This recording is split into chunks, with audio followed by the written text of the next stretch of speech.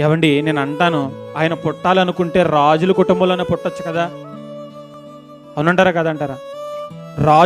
రాజుల కుటుంబంలోనే పుట్టుండొచ్చు కదా.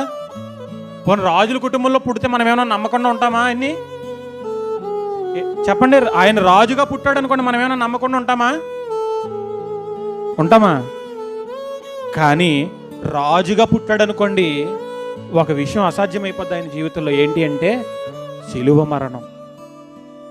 రాజులకు శిలువ మరణం ఇవ్వడం అంత సులభమా? రాజుల మీద నేరారోపణ చేసి ఆ వ్యక్తిని శిలువ శిక్షకు పాత్రుని చేయడం అంత సులభమా? కాదు.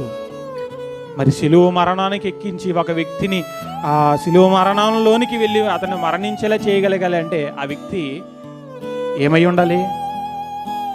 లేనివాడైనా ఉండాలి. మరి ముఖ్యంగా సేవకుడైనా అయి ఉండాలి.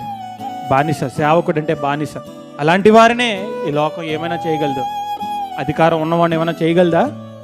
దేవుడే చెయ్యాలి. ఏదైనా చేస్తే మనుషులంతా చెయ్యాలంటే అవదు. కాబట్టి ఆయన మొట్టమొదటిగా ప్రారంభంలోనే ఏమెన్నుకున్నాడు? రిక్తుడిని అవ్వాలని ఎన్నుకున్నాడు.